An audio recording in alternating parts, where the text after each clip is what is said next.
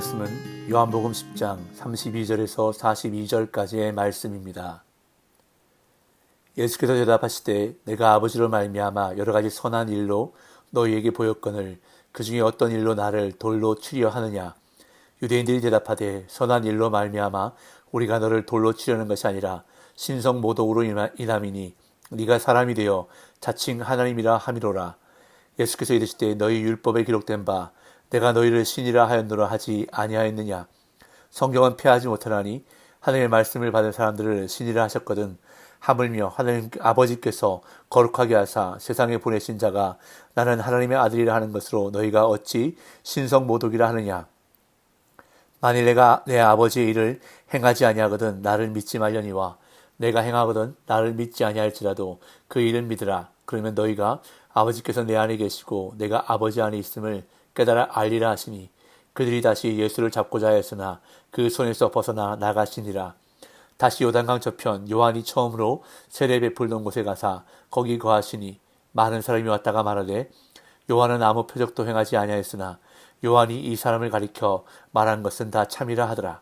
그리하여 거기서 많은 사람이 예수를 믿으니라. 아멘. 어제 본문에서 예수님이 나와 아버지는 하나이니라 라고 말씀하시자 유대인들은 돌을 들어 예수님을 치려고 했습니다. 이 예수님은 유대인들에게 성경 말씀을 들어 자신의 신성을 강조하십니다. 그런 다음 유대를 떠나신 예수님은 요한이 세례를 베풀던 요단 건너 동쪽 지역에 가셔서 사역을 계속하시고 거기서 많은 사람들이 예수님을 믿었다고 오늘 본문은 기록하고 있습니다. 앞서 8장에서 유대인들이 돌을 들어 치려했을 때 예수님은 숨어 성전에서 나가셨습니다. 그런데 이번에는 피하지 않으시고 논쟁에 들어가십니다. 그들이 돌을 던지려는 이유를 아셨을 텐데 굳이 그 이유를 물으시는데 당신이 선한 일을 많이 했는데 그 중에 어떤 일 때문에 돌을 던지려 하느냐며 구체적으로 물으셨습니다. 32절, 33절입니다. 예수께서 대답하시되 내가 아버지로 말미암아 여러 가지 선한 일로 너희에게 보였거늘 그 중에 어떤 일로 나를 돌로 치려 하느냐. 유대인들이 대답하되 선한 일로 말미암아 우리가 너를 돌로 치려는 것이 아니라 신성 모독으로 인함이니 네가 사람이 되어 자칭 하나님이라 함이로라. 돌을 들어 치려 하는 유대인들에게 예수님은 논리적으로 반문하시던데 첫 번째 논리는 예수님이 행한 모든 일이 아버지로 말미암아 행한 것이라고 말씀하셨습니다. 예수님은 모든 일을 하나님의 지시에 따라 하나님의 영광을 위해 행하셨습니다. 복음서 전체를 통틀어 예수님은 한 번도 자신의 영광을 위해 사신 적이 없었던 것을 볼 수 있는데 단지 십자가에 못 박히는 것을 일컬어 인자가 영광을 얻을 때가 왔도다라고 말씀하셨을 뿐입니다. 이처럼 예수님은 보냄받은 자로서 보낸 자의 뜻을 어김없이 행하셨기에 만약 어떤 일이 잘못되었다면 그것은 행한 자의 잘못이 아니고 보낸 자, 즉 일을 지시한 자의 잘못이기에 그가 책임을 져야 한다는 것입니다. 그러므로 예수님이 행하신 일 중 어느 한 가지도 잘못된 것은 없다고 말씀하시는 것입니다. 다음 두 번째 논리로 예수님은 여러 가지 선한 일로 너희에게 보였거늘 이라고 하시며 자신은 한 가지도 선하지 않은 일을 행한 적이 없었음을 증언하십니다. 여기서 선한이라고 번역된 헬라어 칼라라는 단어는 아름다운으로 번역하는 것이 더 좋다고 학자들은 말합니다. 즉 예수님이 행하신 일들은 문자적으로 모두 빼어나게 아름다운 것들이기에 예수님은 유대인들에게 그 중에 어떤 일이 잘못되었는지를 물으셨던 것입니다. 이러한 예수님의 논리적인 반문에 유대인들은 선한 일로 말미암아 우리가 너를 돌로 치려는 것이 아니라 라고 말합니다. 그들도 예수님이 행하신 일에는 잘못된 것이 하나도 없음을 인정한 것입니다. 그들이 문제 삼는 것은 신성 모독이었는데 예수님이 사람이면서 자칭 하나님이라고 했기에 돌로 치려 한다는 것이었습니다. 예수님은 시편 말씀을 인용하시면서 당신의 말씀은 성경에도 이미 예언되어 있기에 신성 모독일 수 없음을 밝히십니다. 34절에서 36절. 예수께서 이르시되 너희 율법에 기록된 바 내가 너희를 신이라 하였노라 하지 아니하였느냐. 성경은 폐하지 못하나니 하나님의 말씀을 받은 사람들을 신이라 하셨거든. 하물며 아버지께서 거룩하게 하사 세상에 보내신 자가 나는 하나님의 아들이라 하는 것으로 너희가 어찌 신성 모독이라 하느냐. 예수님은 신성 모독이라는 죄목으로 비난하는 그들에게 내가 너희를 신이라 하였노라 라는 시편 82편 말씀을 인용해 자신의 주장을 더욱 확증하시는데요. 제가 시편 82편 5절에서 7절까지를 읽겠습니다. 그들은 알지도 못하고 깨닫지도 못하여 흑암 중에 왕래하니 땅의 모든 터가 흔들리도다. 내가 말하기를 너희는 신들이며 다 지존자의 아들들이라 하였으나 그러나 너희는 사람처럼 죽으며 고간의 하나같이 넘어지리로다. 이 시편 말씀에 따르면 하나님의 말씀을 받은 사람들은 신들 그리고 지존자의 아들들로 불리는데 이렇게 불린 이들은 사람처럼 죽으며 고간처럼 넘어진다는 것입니다. 그렇다면 그들과 비교할 수 없이 거룩하시고 아버지께서 보내셨으며 아버지께 받은 선한 일을 수행하시는 예수님이 하나님의 아들이라는 주장은 결코 신성모독이 될 수 없다고 예수님은 말씀하시는 것입니다.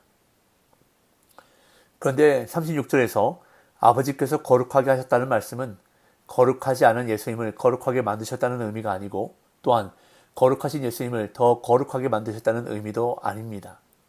여기에 사용된 헬라어 하기야조라는 단어는 거룩하게 하다라는 뜻과 함께 구별하다, 구분하다라는 뜻도 지니기에 예수님은 아버지의 거룩한 임무를 위해 구별되셨다는 뜻입니다. 이 예수님은 자신이 행한 일들을 근거로 자신의 신성에 관한 논증을 전개해 나가시는데 유대인들이 예수님은 믿지 않더라도 예수님이 행하신 일들의 잘못이 없다면 그 일들은 믿고 인정하라고 말씀하십니다. 37절, 38절. 만일 내가 내 아버지의 일을 행하지 아니하거든 나를 믿지 말려니와 내가 행하거든 나를 믿지 아니할지라도 그 일은 믿으라. 그러면 너희가 아버지께서 내 안에 계시고 내가 아버지 안에 있음을 깨달아 알리라 하시니. 예수님이 행하신 모든 아름다운 일에는 잘못된 것이 없음을 인정하면서도 유대인들은 그 일조차 받아들이지 않기에 예수님은 자신이 행한 일들을 근거로 자신의 신성에 관한 논증을 전개해 나가셨습니다. 만일 내가 내 아버지의 일을 행하지 아니하거든 나를 믿지 말려니와 내가 행하거든 나를 믿지 아니할지라도 그 일은 믿으라. 그들이 예수님은 믿지 않더라도 예수님이 행하신 일들의 잘못이 없다면 그 일들은 믿고 인정하라는 말씀입니다. 다시 말해 예수님의 권위에 관한 논란은 차차 할지라도 최소한 예수님이 행하신 일 자체의 증거는 받아들이라고 권면하시는 것입니다. 여기서 아버지의 일을 행하시는 예수님을 믿지 않더라도 그 일을 믿으라는 말씀은 예수님을 믿지 않고 그 일만 믿으면 된다는 뜻이 아닙니다. 그 일을 믿으면 결국 아버지가 예수님 안에 그리고 예수님이 아버지 안에 계심을 알게 될 것이라고 말씀하십니다. 그러자 이 말씀을 들은 유대인들은 예수님을 다시 붙잡으려고 했습니다. 39절 40절. 그들이 다시 예수를 잡고자 하였으나 그 손에서 벗어나 나가시니라. 다시 요단강 저편 요한이 처음으로 세례 베풀던 곳에 가사 거기 거하시니. 예수님을 돌로 치려는 시도는 끝났으나 예수님을 체포하고 산헤드린에 넘기려는 시도는 계속되었습니다. 예수님은 이미 여러 차례 그렇게 하셨듯이 자신을 믿지 못해 방황하는 반대자들에게 생각할 말씀을 던져주시고는 그 상황을 자연스럽게 벗어나셨습니다. 그런 다음 40절은 예수님의 사역에 중요한 전환점이 있었음을 보여주고 있는데 예수님은 갈릴리 사역과 유대 사역에 이어 다시 베레아 지역에서 사역하였음을 보여주고 있습니다. 다시 요단강 저편 요한이 처음으로 세례 베풀던 곳에 가셔서 거기 거하셨는데 많은 사람들이 와서 예수님을 믿었다고 사도 요한은 기록하고 있습니다. 41절 42절. 많은 사람이 왔다가 말하되 요한은 아무 표적도 행하지 아니하였으나 요한이 이 사람을 가리켜 말한 것은 다 참이라 하더라. 그리하여 거기서 많은 사람이 예수를 믿으니라. 베레아는 헤롯 안디바의 통치 영역이었으므로 예루살렘의 통치자들이 그 지역에서는 아무런 권력을 행사하지 못했을 것입니다. 따라서 예수님은 안전하게 사역하셨던 것 같습니다. 거기서 많은 사람이 예수를 믿으니라 라는 말을 볼 때 그곳에서 사역의 열매가 많았던 것 같은데 그 배경에 세례 요한의 증언이 있었음을 세례 요한의 제자였던 사도 요한이 전해주고 있다는 사실이 매우 흥미롭습니다. 요한은 아무 표적도 행하지 아니하였으나 요한이 이 사람을 가리켜 말한 것은 다 참이라 라는 사람들의 고백은 세례 요한이 자신에게 주어진 사명을 철저하게 잘 감당했음을 보여주고 있습니다. 유대인들은 영적 교만함 때문에 예수님을 시기했고 예수님을 죄인으로 몰아갔으며 마침내 예수님을 죽이는 자리에까지 서게 됩니다. 이처럼 영적 교만은 예수님이 계셔야 하는 주인의 자리에 자신을 세우는 것입니다. 그런데 오늘날 우리도 주인이신 예수님을 끌어내리고 그 자리에서 주인 노릇을 할 때가 종종 있습니다. 자신의 감정과 생각을 내려놓고 주님의 말씀에 순종해야 함에도 주님의 뜻을 거절하는 것은 자신을 주인의 자리에 놓는 행위입니다. 오늘 이 하루도 예수님이 나의 주인이심을 고백하고 오직 주님의 말씀에 굴복하는 것이 제자의 본분임을 잊지 않으므로 예수님을 주인으로 모시고 살아가는 복된 날 되시기를 예수님의 이름으로 축복합니다.